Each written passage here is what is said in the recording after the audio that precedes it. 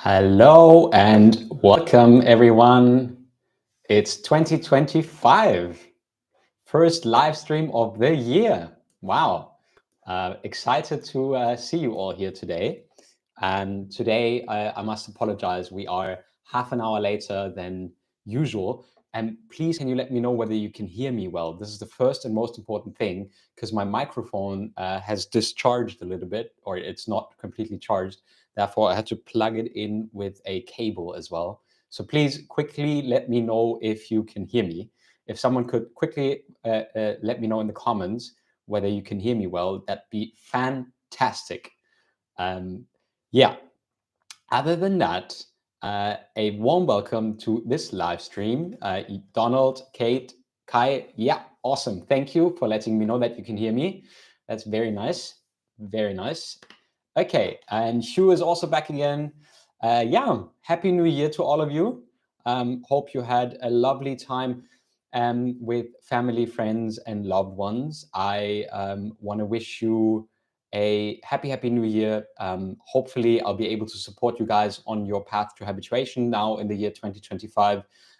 It's something that's very dear to me to help you guys out there to grow into matured and habituated people who claim their life back and who go about their life, even with tinnitus, as if they didn't have tinnitus. That's the most important thing for me. We already have a couple of questions, but I also have a little bit of program to go through with you guys. First note first, next week we're back at exactly 4 p.m., so half an hour earlier, next week in the live stream. Thank you, Donald. Same to you. Hope you're well. And next week we're back at the normal time for the live stream. That's the first announcement that I have. Second announcement that I have is that I'm really excited about something, but I'm going to show you a little bit later.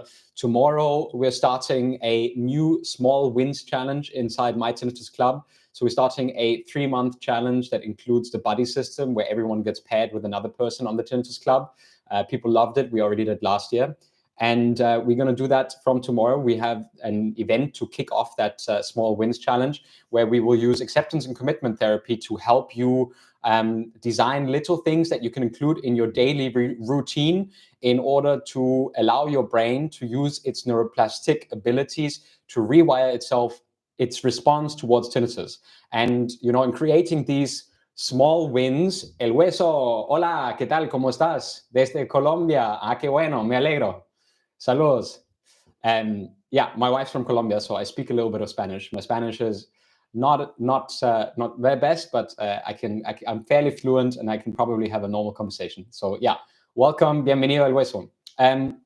But what I wanted to say is, so we have this meeting, and from tomorrow we kick off this small wins challenge that everyone will be able to, because I always say, like, it's super individual why people and how they deal with tinnitus, right? You can't just simply give everyone a hearing aid mask or just giving a one-stop protocol. What I say is every single solution, whether it be it CBT or acceptance and commitment therapy or tinnitus retraining therapy, all of these things, they have to be tailored to the individual, right?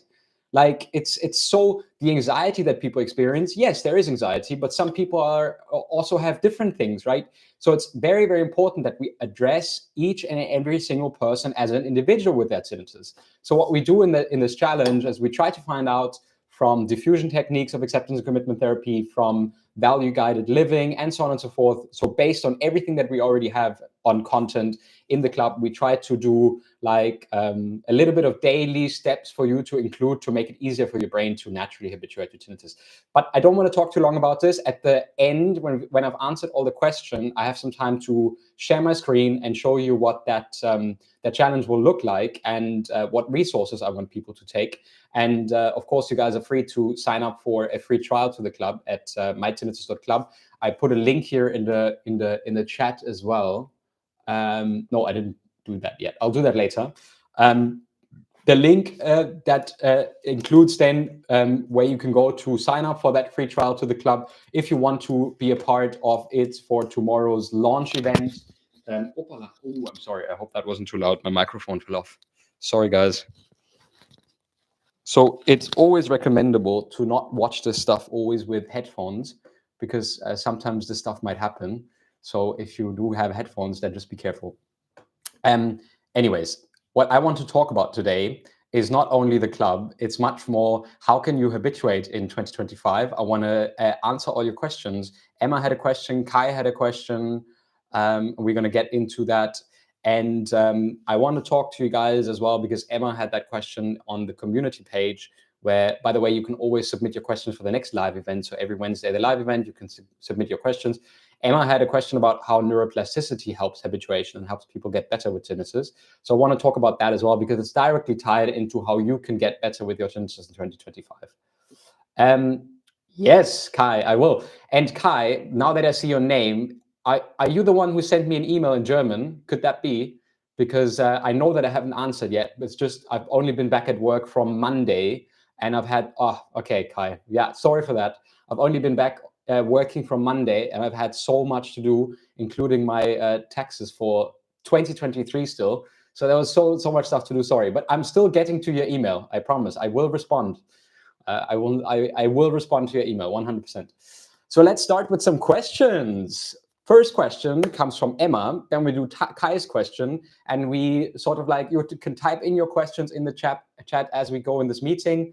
Yeah, I will respond. Absolutely. I respond to all my emails. Sometimes it takes me a while because I'm alone. I have no one, no secretary or nothing like that. So I do all of this myself. So first question was from Emma, and she says, "Hi, Frida, hope you're well. Do you know anything about reactive tinnitus with hyperacusis, as this is what I seem to have?" Yes, I have something about that. Reactive tinnitus, well, in most cases, a lot of you will have experienced reactive tinnitus, most notably when you start dealing with tinnitus. So when we start dealing with tinnitus, our auditory cortex, and right, often when it's related to hearing loss or something, our auditory cortex is very high on hyper alert, so to say, together with your amygdala, so the fear and panic based center in your brain. So it is quite normal that, especially at the start of tinnitus tends to fluctuate quite a lot, which is what we call reactive tinnitus then, right? So, and why is that tying into hyperacusis? Hyperacusis is basically only sound sensitivity, right? It's a sound sensitivity beyond the level that you should normally be sensitive of, right? When you go outside or to a concert, there's very loud sounds. Of course, your ears are going to be sensitive about some of that, but usually hyperacusis is sound sensitivity beyond what is normal, yeah? But why does this go so well together?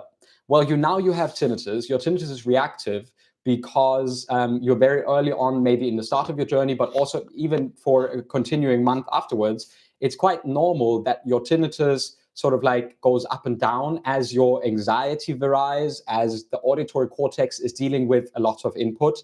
And then also that in turn creates, of course, a physiological reaction of anxiety, etc., that you're responding to a lot, and therefore paying a lot of attention to your tinnitus, right?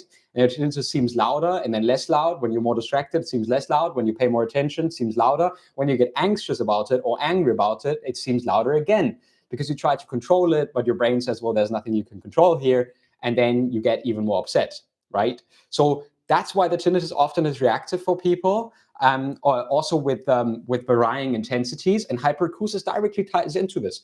We know that hyperacusis is psychological and physiological, because hyperacusis, the sound sensitivity is only natural because now you have tinnitus and you're afraid that something happens to your ears. So you're very aware of your ears, and the physiological part of it, when our ears have been exposed to more sound, or when they are sensitive because of tinnitus or other issues, then it's normal that our ears at lower volumes already feel like the fullness in the ear, or that the ear hurts a little bit. I had that a lot when I started dealing with my tinnitus, and I still sometimes get it when I have been to a loud noise event or something and I haven't worn my hearing aid, or I haven't worn a proper earplug.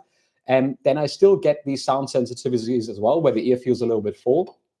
And the hyperacusis is so mean because it's psychological and physiological. That means you have physiological discomfort and psychological pain because you wish to protect yourself from loud noises. And with that comes the reactive tinnitus. So, Emma, you made it sound a little bit like it was something to be really rare, but it's actually not. So we'd have to maybe discuss a little bit more what that means for you, reactive tinnitus. Maybe you can, put in another comment or join us at the meeting tomorrow in the club if you want to discuss that a little bit more in depth.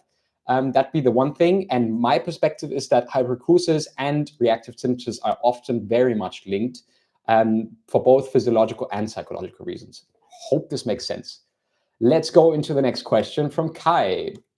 Tinnitus he had 11 months and still suffers a lot of many days, really very much, but it's habituation possible after a long period of suffering?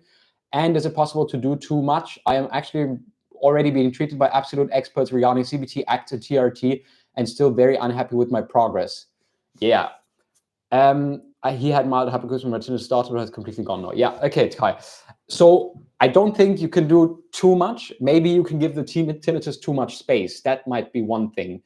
Because, you know, if you spend half your day with treatment and then at the end of the treatment always compare where's my tinnitus now, has it gotten better, or is it still as loud as before, and then it's still as loud as before, then you get upset because the treatment hasn't provided what you were wishing for, and then your focus on the tinnitus is heightened. So in that sense, it would be okay to do a lot of treatments, but then to also schedule in times where you try to not engage with your tinnitus at all and do something that's valuable and meaningful for you in your life, right? Where your brain can say, okay, let's focus on something completely different and not constantly on problem solving the tinnitus, because the more problem we solve, remember, tinnitus is not a problem to solve. Tinnitus is not the physical problem of the sound that you experience. It's the psychological problems of anxiety, physiological experiences of hyperacusis at the start. And often tinnitus is a psychological problem where we have problems with the way we think and feel about our tinnitus, not with the sound itself. I'm deaf in this one ear and hearing aid and high-pitched tinnitus in this other ear. That is my story, being born this way and having this hearing aid and this high-pitched tinnitus for 15 years. But I don't suffer. I experience tinnitus. It's not bothersome. It is there. It is loud at times. Sometimes it spikes, but I don't suffer. So the importance is, what is different between me and you guys who are here watching the live and who are not habituated? The difference is how your brain has learned to deal with tinnitus. And for Kai, it's like continuously trying to solve the tinnitus equation somehow. And if you do too much, basically, because you're constantly paying attention on your tinnitus, waiting for the results to pop in, and acceptance and commitment therapy goes a little bit of a different way. Sí, ponme las preguntas en español también. Yo puedo responder en español y después lo traduzco para inglés. So I can also take one question from the guy from Colombia, and I'll translate it for you guys afterwards into English, okay? Right. So what we do in acceptance and commitment therapy is the other way around. We don't focus on constantly getting completely better with the tinnitus, or how is my tinnitus now? But we also focus a lot on value-based living, right? What can I do to live my life the way I want to live it, to signal to my brain that I can do all the things that I love doing, that I connect with my families, my hobbies, all the things, and tinnitus can be there with me, so that I'm not constantly distracted and looking for how is it now, and then this anxiety reaction that I feel in my body is constantly attached to tinnitus, and my brain says, oh, this anxiety that I feel, that's because of my tinnitus. And is it, oh, I have to get rid of this tinnitus, it's terrible, right? So in acceptance and commitment therapy, we go a completely different approach. And the other day, one coaching member, he sent me a thing about sound therapy and masking. And this is something that you asked as well. And it was from the UK Tinnitus Association. And they're doing a fantastic job. And it included a thing where it said you should avoid sounds at all costs. You should avoid silence at all costs. And then at the end of the document, it says it's from 2004.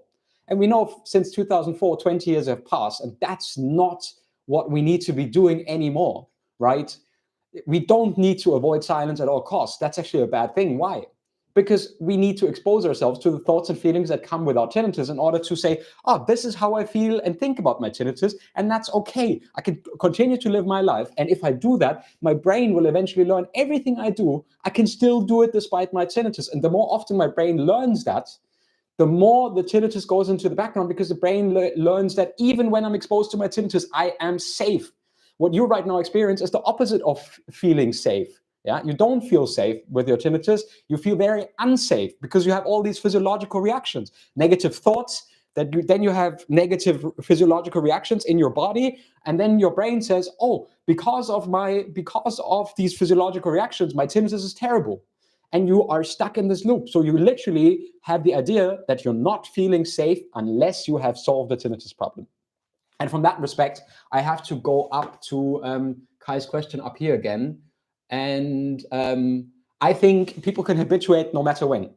I think it doesn't matter whether you had tinnitus for 10 months or for 10 years, everyone can habituate. If you're human and you have a brain, you have the chance to habituate. In the same way that if you have human and you have a brain, then you can get bitten by a dog, then you can be very afraid of dogs for 6 months, and then you can start petting dogs again and getting used to dogs again, right? And the same is true for tinnitus. You can have a very severe reaction to tinnitus that doesn't let you sleep, that doesn't let you concentrate and focus at work, that will make it nearly impossible to live your life in a normal way, but you can completely change that. And if I can do it the way I am, right, with one deaf ear, tinnitus, hearing aids, really, I really am, from many people that I've seen, I'm probably, I have the right to complain about my tinnitus, but I don't. My tinnitus is okay. I'm not bothered by it. And suffering is always individual. It doesn't mean that someone who has very low tinnitus shouldn't suffer much. I've seen people with very mild tinnitus suffering very much. I've seen people with very high tinnitus suffer very little. So suffering is super individual, and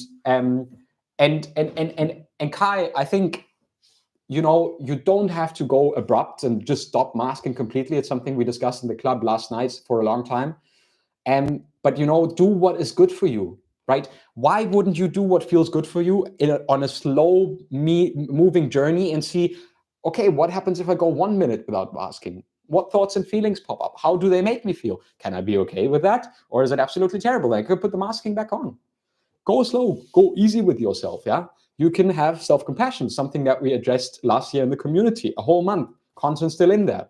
Self-compassion. What can you do in order to be self-compassionate with yourself and in order to do these small steps, everything that I've discussed that we're going to do from tomorrow in the club with a small win strategy? Not to say I never mask again and then pam.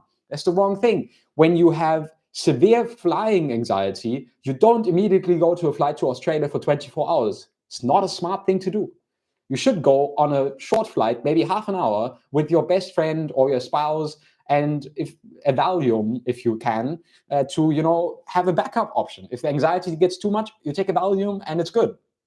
So it's the same thing with tinnitus and masking. If your anxiety is very severe, you might want to be, careful, but ease into it and avoiding sounds at all costs. I have this video here on YouTube with Malcolm, whose audiologist told him to avoid silence at all costs, and it's just terrible advice. And why is it the advice? Well, because they want to sell you $3,000 hearing aid maskers. And you think, yeah, you can temporarily avoid your pain and your discomfort and your emotional feelings and thoughts when you master tinnitus. But holy cow, when you take those hearing aids off and you want to get to sleep at night, right? Yeah. And wouldn't it be wonderful to be able to sleep and to read in silence, or just, sit and meditate with your tinnitus without needing any other sounds, right? And that's completely achievable. 100% I believe in it. And I'm very passionate about this. You guys can see this. I get very excited about this. All right, let me check for the next question. Okay. So hyperacusis is not reactive tinnitus. They go together, Rob, often, but hyperacusis is not reactive tinnitus. Hyperacusis is defined as sound sensitivity beyond what would be normal to be considered sound sensitivity to sounds, right? If you are outside in the street and an ambulance passes by super loud, it's normal that you are sensitive to that. But reactive tinnitus would mean that your tinnitus fluctuates based on sound input. That is like, depending on sound input or other things, your tinnitus reacts and then changes according to that. That's a reactive tinnitus. And hyperacusis is increased sensitivity of sounds. They can both occur together, or they can occur individually. Both of it is possible. Yeah. Yeah, Kai, it's understandable. How would you not hate your tinnitus if it lowers your quality of life this much, right? How can you not hate it if your tinnitus is destroying your life and costing you everything that it's cost you so far? How wouldn't you be able to hate it? But hating it and fighting with it that much harder, which you've tried a lot right now, hasn't made anything better, has it? So it is not in hating the tinnitus or going that much harder at trying to solve it. It is in trying to incorporate it into your daily life and then slowly but steadily learn that your full life is still available to you. that you just have shut the door because you think first you need to solve the tinnitus problem before you get back into life, which is not true. And exactly with the small wins challenge, we want to develop that and show you how that is possible. Hey, Ariel. Yes. Oh, that's lovely. Yeah, and I know that you are in the club already. So I also seen that you are in my calendar for a one-on-one session soon. I love that. Great to see you in here in the YouTube live as well. Yeah, thank you for the resources. Yeah, of course, absolutely. I'm so happy to have been able to help you already, and I'm really looking forward to connecting with you in a one-on-one. That's going to be nice, and I'll show you around the club and everything, and to get you proper understanding of everything we have and how you can make the most of it. Nice, lovely. Okay, awesome. I like it. That this has been good so far, right? So I think it is really important to say, you know, if we can teach our brain, and this is me getting a little bit into neuroplasticity because Emma asked this channel on the question, how can neuroplasticity support myself in the year 2025 to get better with my tinnitus? Neuroplasticity is basically the brain's ability to rewire itself and to change its response to certain things. It's a very fancy term for something very simple. And why is it a very fancy term for something very simple? Neuroplasticity simply is also involved when you are learning a new language, or you are learning how to drive your car with a stick shift or even a normal shift. You know, your brain learns how to shift, to steer, to look around at the same time, and eventually it becomes like automatic. And that is due to the brain's ability to be neuroplastic. And we humans have evolved for that because, look, if we humans every morning would have to learn how to make our coffee new, then we'd be very screwed very quickly. And neuroplasticity comes in very handy because we learn how to make coffee every single day. We don't have to learn it. We know how it is, what it does, how we have to do it, etc. And then it's easier, right? So repetitive task gets easier. With tinnitus, neuroplasticity can be in your favor or at odds with your habituation journey. With tinnitus, neuroplasticity works in this way. First of all, you get the diagnosis from the doctor. He says there's nothing you can do. You research the internet. People say it's terrible. Some of them say it's been the worst thing in their life. And then you think, okay, it's going to be the worst thing in my life as well. You sleep badly, and neuroplastic changes happen, which drive you towards, let's say, a depressive disorder. Maybe not a massive, major depressive episode, but they drive you towards anxiety, towards frustration, sadness, and so on and so forth, right? But then again, what I said earlier on, neuroplasticity is the brain's ability to rewire itself and to completely change the way it relates and perceives or relates to certain stimuli. And in the way where I talked about that you can get bitten by a dog and then also be reintroduced to dogs and not to fear dogs again, the same is true with your tinnitus.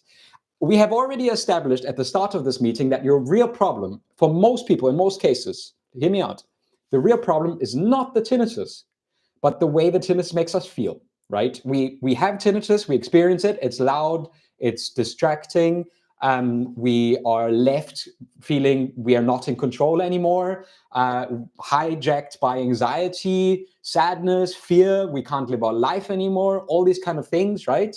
Tinnitus hijacks us, makes us feel like that, right? So tinnitus makes us feel like that. So in essence, it is a sound that you have certain thoughts about that create a physiological reaction in your body that make you feel a certain way, that feeds back to your brain and says, this is what the tinnitus makes me feel like, right? So in essence, that's where we are, right? And neuroplasticity comes in here, what I talked earlier on to Kai about what I said. There are many things that we can do. For example, acceptance and commitment therapy. We say there is diffusion, there's value-guided living, there are so many more things that I can be talking about. They're all in the club and in like coursework and stuff like that. And I talk about it in my personal coaching as well. But there are so many things in acceptance and commitment therapy that we can pierce together for you being able to use the neuroplastic abilities of your brain to relearn its response to tinnitus, so that you go from, right, if I say I have a cure for you for tinnitus, but not for the actual sound, but for the way it makes you feel. And if you still had tinnitus, but you couldn't give a damn about it, yeah, I don't want to swear too much, yeah, but you couldn't give a damn about it, about having tinnitus, you still have it, but you live your life as you did before, would you take that, right? Or do you still need to completely eliminate it? Most people would probably say, I would take that, right? Because it's the best option we have at the moment, apart from many obscure things that people sell to make a lot of money, which, you know, have no scientific basis or evidence. So there you go, you would take it instantly. So then you need to understand what we need to do is we need to create small steps and find out what tools you can assemble individually, from acceptance and commitment therapy, basis of cognitive behavior therapy, the group sessions, for example, where we come in with people, not only you chatting in there, but actual people on the screen with each other from all over the world, talking to each other, and me being the facilitator, so to say. And, you know, we have this culminated knowledge of everyone like lifting each other up together and saying like, man, this is fantastic. People are already much further on in the habituation journey, helping newer people who are on the way to there. And, you know, we all help each other. We facilitate an environment of growth and habituation and really getting better. Yeah, that's so important. And this is a really important thing. Why? Everyone can sit there and scroll at CBT videos and read in an app and stuff like that. We don't want that. We want human connection, right? We want to have real examples from other people who have been doing it in this community, for example, or in this program, and tell us how we can do it as well. That's why I've created my Tinnitus Club. I can only talk about it and say to you guys, this is a game changer, but I don't want to be pushy. So I'm not being pushy. I can, you know, say you guys can try it out for 7 days for free, you know, but it's ultimately for you if you want to go that route of learning what you need to do in order to use the neuroplastic abilities of your brain to rechange the way it responds to tinnitus, to go from bothersome to non-bothersome tinnitus.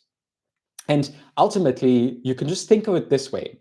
When someone with spider phobia goes to the therapist, they sit down, they look at the spider. At first, they're really, really freaked out by the spider. Yeah, therapists sit there, person with spider phobia sit there. Both of them, therapists like, okay, let's sit here. Person with spider phobia freaks out, but we are in Europe. Spiders are not dangerous here in Europe. And the person sits there for a few sessions, and eventually looking at the spider is like, why am I getting so freaked out about the spider? It's not even doing anything. Eventually, the brain also questions that validity of that reaction towards the spider, and the brain says, well, maybe the spider isn't that bad. Now, tinnitus is a little bit more subtle because you don't only get into a room with a tinnitus for a short period of time, right? But in essence, when we are more aware of what the reaction to our tinnitus does to our brain and how our brain reacts to the tinnitus, and we work with that, and we use the brain's ability to question its own reaction, and we do little steps in saying, okay, this is how you have different experiences with tinnitus as well, then little by little your brain starts doubting this negative reaction to tinnitus, and you go from bothersome to non-bothersome tinnitus, and at which point you can get fully habituated, where you perceive tinnitus, but you couldn't give a damn about it. It's really, really important. And now I'm going to answer the question from El Hueso. He asks whether doing sports helps habituation. And I'll first answer in Spanish very quickly, and then I'll answer in English, all right? Here we go. Bueno, el hueso dice, hacer deporte ayuda a la habituación. Yo diría que en general sí, porque vivir tu vida es súper importante para que tu cerebro pueda aprender que es muy importante que tú sigas haciendo todas las cosas que estabas haciendo antes. Porque tu cerebro entonces se va a dar cuenta que, bueno, no solo no estoy poniendo atención todo el tiempo al tinnitus, sino también estoy prestando atención y las cosas que más me importan a mí. Y además, hacer ejercicio te hace sentir bien, ¿no? Si lo haces con gente, con amigos, si lo haces solo en el gimnasio, no importa, donde sea, ¿eh? En final, puede ser muy útil hacer deporte porque en general te hace sentirte mejor en tu cuerpo, y además tu cerebro entiende que al final es súper importante. Tú sigues adelante con tu vida y el tinnitus dice, bueno, ok, si yo sigo contigo al gimnasio, vamos, hagamos deporte y todo, y después te sientes bien, vale, hecho, venga. Y lo más importante para la habituación es seguir con tu vida y dejar que el tinnitus venga contigo y no luchar contra él todo el tiempo. Eso es lo más importante para que tu cerebro aprenda eso. Hay un programa que se llama Acceptance and Commitment Therapy, ¿ya? Es una terapia conductual cognitiva, por ejemplo, una extensión de eso, y eso te puede ayudar mucho además. Bueno, so I said to him a little bit longer, but in general, it's important that you basically can do everything that you were doing before, sports, anything that sends a very powerful message to your brain that you're willing to continue to live your life despite the presence of tinnitus. And of course, like doing sports makes you feel good, releases endorphins. It's good for anxiety as well because it processes all the adrenaline when you have anxiety and so on and so forth. So doing sports is very important and it's very good and it will continue to help you to habituate. Of course, always taking into account that you need to see how you feel, how drained you are, how tired. Just be a little bit easy on yourself. But in general, yes, I would definitely say doing sports can help your habituation process. All right, so I have, yeah, Kai, it can be frustrating, but I would say it takes a while to figure out the different things that you need to assemble in order to get the right tools that you feel comfortable to just, steer along and then habituate. It doesn't say it's not going to be rocky, but there are things, and I'm totally sure that you will get them. And Rob says, so when I hear the irritating sound of the fridge or car engine now, that's reactive tinnitus. Well, does your tinnitus then go up? So when you hear the irritating sound of the fridge or the car engine, does your tinnitus spike? Does it get louder? Does it get more intense? Or do you feel like your ears are clogged? Do you have pain in your ears? What do you feel then, Rob? Like that would depend then whether you have hyperacusis or reactive tinnitus. Those two, I think. And is it true that once you no longer have a negative emotional reaction, you increasingly lose awareness of it? Yeah. So I'm talking to you guys, I'm figuring out what I'm going to say next, I'm reading the questions, and while I'm doing that, I'm not paying attention to my tinnitus at all. Right? I mean, I can hear it, but I'm not aware of it. So I like, when I pay attention, when I pause for a second now, I can hear my tinnitus 100%, absolutely, it's very loud. But when I like listen to the or like I read the questions, I think about what I'm going to say next, etc., I don't mind at all. Like really, really, really not care about it. Okay, no, it doesn't go up. Just hear extra sounds on top of the fridge sounds, which aren't there. Huh. It sounds a little bit maybe also like something in the ear canal. If you haven't gone to an ENT, go check out an ENT and see whether you have maybe problems with your eustachian tubes, allergies, something like that. Because the sound pressure vibrates and makes the eardrum or the vibrate. And when there's pressure or fluid or something stuck or allergies, etc., then those vibrations can't be translated properly, and then additional sounds can pop up. So maybe if you do have these additional sounds when certain sounds happen, maybe you have something with clogged ears or something. Could be, or it could be something, a form of reactive tinnitus. Both of them are possible. But yeah, I would say that's a form of reactive tinnitus, yes. Or again, checking out whether your eustachian tubes and everything is clear. Maybe you have allergies, maybe your congestion and stuff like that. Congestion? Do you say congested? Yeah, I think so. I think you say that. I think that would be something that would be worth to check out. Okay, we have time for another round of questions if you guys want, or I can show you around to the challenge that we're starting tomorrow. What would you prefer? Any more questions, guys? Or have we gone sufficiently into how you can habituate to tinnitus in 2025 using the tools of acceptance and commitment therapy, neuroplasticity, and also the event that I wanted to show you guys and the community place. All right, Kai says yes. Then I'll start showing you guys around. I need to see my screen here. Where can I share? I need to see this because my phone is... All right, I think you should be able to see my screen now. So where we are here right now are in the welcoming section. A new member just recently joined and he gets welcomed here. So, hey, welcome. Great to have you. Welcome, Harvard. With guidance and a bit of time, you will overcome. I went from constant masking and frustration to living my life fully with admittedly occasional bouts of annoyance still, but 99% better than I was. join the meetings if you can. It helps the struggle to know there are others to talk to. Community and offerings of the website will help you tremendously with the idea of acceptance, what's the idea of fighting, getting rid of. So much relief and clarity once that becomes a mindset. Joins us for meetings. Yeah, that we can say, right? And in meetups and events, you will see all the events that we have coming up. Every 2 weeks, we have accountability check-in, a meeting that we set your goals towards habituation. You have your questions about the program and everything you need to know. And tomorrow we have the small wins towards tinnitus habituation challenge. We're kicking that off. All of this stuff can be found down here in the monthly topic resources. And here is the introduction to the challenge.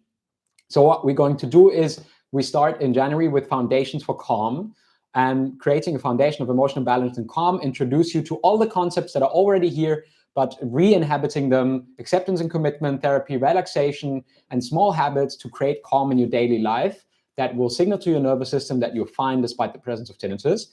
In February, we're going into finding joy despite your tinnitus. So shifting your attention towards joy, connection, the things that bring meaning and purpose to your life. What I said before, when you bring meanness and purpose to your life and focus on the things that most matter to you, your brain learns that you're willing to continue despite the presence of tinnitus. And it says, hey, maybe it's not that bad. Maybe it's not that important to always be paying attention to this.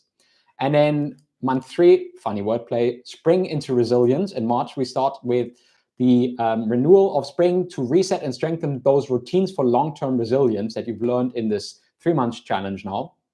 And what we also do is we will restart the buddy system again, and you will be paired with members who are already in the club that will be able to guide you around, help you with everything, go through all the resources that we have here. You see, it's just so much. Acceptance and commitment for tinnitus. All this space is full with all these different learning videos. Monthly topic resources is all the stuff that we did last year in the club. Patience in the habituation process, tinnitus and stoicism, self-compassion and tinnitus, neuroplasticity and tinnitus, all this stuff, right? A new notification, someone new being welcomed. And all this stuff is in here for you to watch and to consider. There are courses that you can take here. They're included in the basic subscription. In the premium subscription, we have a 2-day tinnitus retreat included. That is about 6 hours. My book that I wrote on tinnitus is an ebook content here. First day, 2.5 hours of the retreat, online retreat from start to finish of what 0% dependent on tinnitus. Second day here as well, workbooks and exercises. In the premium section, you will also have access to the 8 weeks course towards tinnitus habituation. That's quite extensive. And then there's also one final subscription. That's the ultimate subscription, where you have 2 monthly meetings with me, one-on-one coaching sessions for 1 hour.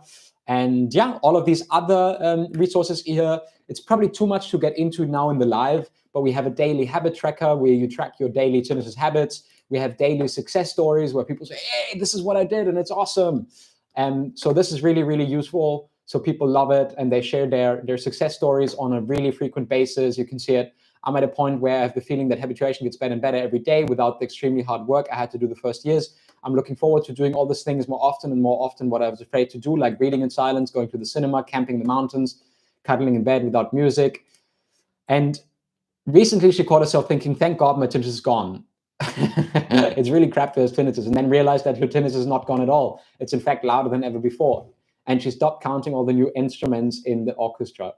So that is really, really cool to hear that, right? So we have emergency resources if things are really not going well, if it's difficult. We have emergency resources here for you guys as well. Very cool stuff. And yeah, so much more. And as once you join, you get a little message from me here. I'll send you a message with a link. Ariel, she's recently joined. I'm going to show her around in the club, show her how to use everything here so that she's not overwhelmed by all the resources. In fact, we send out emails, and for example, for the meetings, you just go into the meeting, click on the Zoom link, and you're directly connected into the Zoom with all of the other members and everyone else. Sharing my screen and come back to you guys. I hope that it was not all blank screen all the time. That would be bad. You said it was blank screen. That is not great if it is black screen. Did you see black screen the whole time, or was it? Did you see some of it? That would be terrible. Okay, well, next time we'll figure it out properly. Right, let me see. Patient self-care help everyone with habituation. Yeah, sure. Patient and self-care help everyone with habituation. Absolutely. And yeah, tinnitus is very, very common. And Rob, yes, absolutely. Happy to help wherever I can. Leonardo, one question. Sometimes I have very loud noise for about 30, 50 seconds after I finish. Yes, very normal. Everyone has it. Even people without tinnitus get these intermittent spikes, 30 seconds to a minute. Everyone. You can ask around people in your environment. You can ask them. Everyone gets those. I get those as well. Everyone gets them. My wife, she doesn't even have tinnitus normally. Everyone gets these 30 to 60 second spikes where the tinnitus goes up like, really roots up and then goes back down. That's super normal. Everyone gets those. Kai, yes, let me send you a link. Then we book a quick session, the two of us, and we'll talk between the two of us before you join. It's funny how you say something you have tinnitus in general conversation, and someone says, "I've got that. I forgot that I had it." Yeah. Yeah. That's funny, eh? Yeah. And you're like, "Hey, wait, I forgot." And someone says they have tinnitus, and I'm like, "Oh yeah, wait, I have that too. I forgot." Yeah, it's a good sign though, right? It's a good thing. Yeah. So, yeah, I hope that you guys saw some of that, what I wanted to present to you guys in the club. That'd be really, really a shame if you didn't, because I was showing you around everything when I said it. So I hope that you did see something in the end, and it was not just a blank screen or a black screen. Let me know. Otherwise, we can do it again next week, or very easy, sign up for a free trial at www.mytinnitus.club. The easiest thing you can do, then you check it out, and I'm sure you will love it. And tomorrow we kick off the Small Wins in Habituation Challenge. And if you guys don't have any other questions, I think I've been talking enough for today. Then we'll leave it for the next live next week, where we'll have a new topic again. I hope I was able to help you guys. I hope I was able to support you with your questions. And again, I want to wish you a happy new year. I sincerely believe that all of you guys can habituate, and that this is the year that you will claim your life back from tinnitus, but not in fighting it that much harder, but taking it with you. And when you stop fighting so much, you will have so much more energy to do all the things that matter to you. And that's something that I want to tell you. So stop fighting, assemble the tools that you can use. Join, if you want to, a community of people who already do this, where you can learn from people who are a little bit further along the road, and me as a coach. We'd love to see you there. And yeah, then I hope to see you in the live next week. And on Friday, I have another video coming out, a few more sound therapy videos that have released in the last couple of weeks. You know, I'm not the biggest fan of sound therapy, but I do know that some people just need it for sleeping, etc. So I put them on YouTube. And what would also be wrong for me to say I don't do it, because the algorithm on YouTube, the longer videos are played, the more the algorithm prefers your channel, unfortunately. So I'm not the biggest fan of sound masking. But if that's a way for people to see more of my videos, to learn how they can habituate to their tinnitus, and they start with sound therapy, then it's valid for me. And if the YouTube algorithm helps us this way, then it's a way for us to do it, right? So that's the reason for why, if some of you guys are wondering, why does he have all these sound therapies if he doesn't believe in sound therapy? It's a way to tell the algorithm, this is what people really like about our channel, and that's what people do. And then they come onto the channel, they learn everything that we do with acceptance and commitment therapy, and maybe they will be able to get exactly what they need, not from sound therapy, but from all the other content that we have. Yeah, thanks, Ariel. Looking forward to catching up with you. Ashish, you asked a question that we've already answered, and we're unfortunately at the end of our live. El hueso, es que el problema es que yo coloco subtítulos a todos los videos, así que tienen subtítulos en español. Tienen subtítulos en español, así que lo vas a poder ver en español, en inglés, en subtítulos. Porque, mira, o sea, estoy haciendo un video a la semana y es demasiado hacerlo también en español. Pero pongo subtítulos a todos, eh? So I said, like, I do a weekly video. It's a little bit too much to do one video in all of these languages, German, English, Spanish. It's too much for me, but I put subtitles in all of them, so that you would be able to watch all of them. Ashish, watch the real live. I explain why I believe that it doesn't matter how long you have tinnitus. You can habituate to tinnitus after 10 years, 20 years, 5 years, 5 months. It doesn't matter. I believe everyone can habituate to it. Absolutely, I believe so. And I said it early on in the live already, so you can watch it. It's going to be published later on, the whole 45 minutes. And then there's one last question from Karen. I'm new here, only found you last month. Thank you for the advice. Had tea for 4 years now. Yeah, we get you, Karen. Kai, I will get on that hopefully later today or by tomorrow. Okay, I promise. I'm getting getting you the link out for that session. Okay, promise. Listo, chicos. Vielen Dank. Dankeschön. Muchas gracias. Thank you, everyone, for joining. Happy New Year. Hope everyone's well. Hope you had a good start. This is the year you're going to habituate. Everyone's going to be good with tinnitus. We'll make sure that you guys are cared for. And I'll see you in next week's live or in the community at www.mytinnitus.club. Love you guys. Bye-bye. Where's the stop button? Where's the stop button? Bye, guys.